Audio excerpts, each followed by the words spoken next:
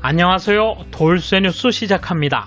새해 첫날인 오늘 일본의 코로나 감염 확산세가 통제 불능 수준으로 치닫는다는 뉴스인데요. 다수의 매체가 현 상황을 속보로 쏟아내고 있습니다. 물론 한국의 방역도 녹록치 않은 상황에서 이런 뉴스를 다루기가 좀 개면쩍긴 합니다만 상황이 심각하기 때문에 굳이 소식 전해드립니다. 뉴스 댓글들의 심각성이 드러나는군요.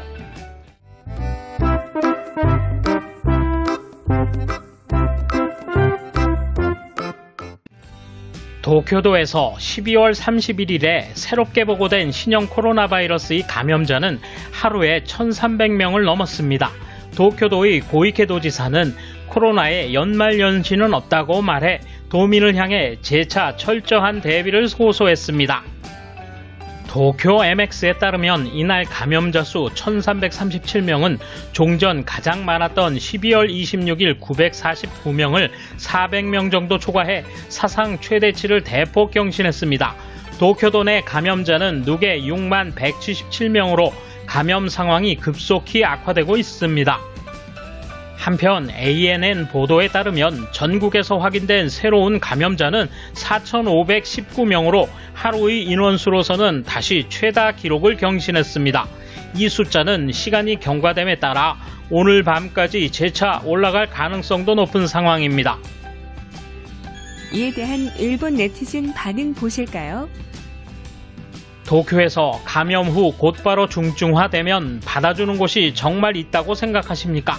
자택대기를 요청하면 어떻게 됩니까? 라고 고이케 지사에게 말하고 싶다. 의료자원에는 한계가 있다. 스가가 무서울 정도로 아무것도 하지 않아서 속수무책이다. 지금 쇼핑몰에서는 첫 판매 세일로 북적대고 있어요.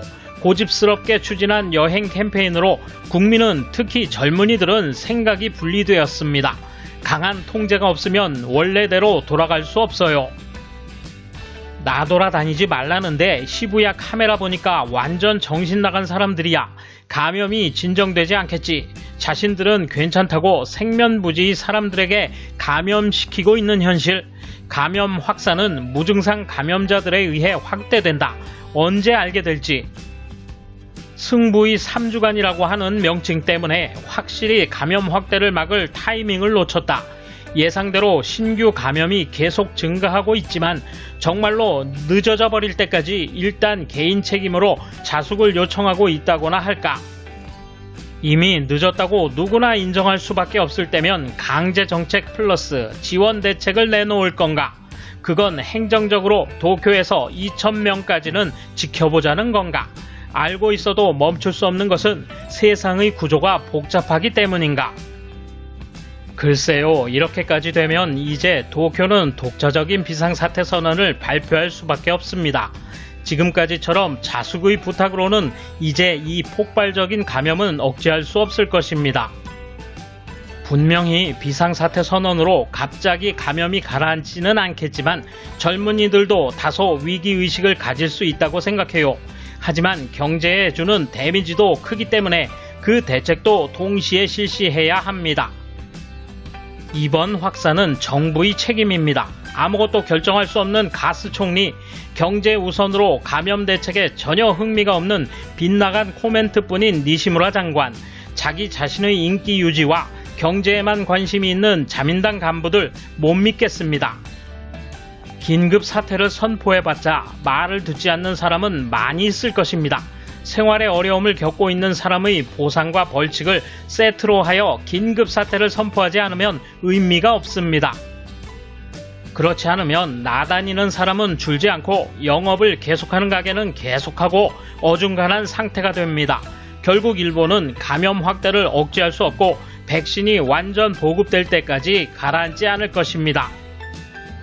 대책을 요구할 거라면 마스크를 의무화해 버리는 편이 더 좋지 않을까요?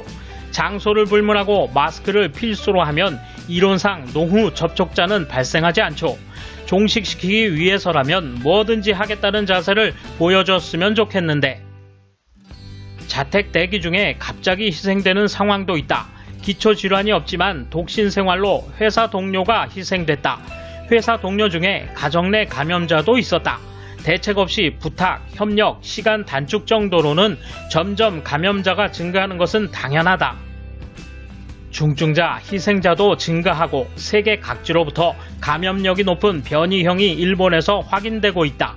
긴급사태 선언이나 록다운 하는 수밖에 도리가 없다.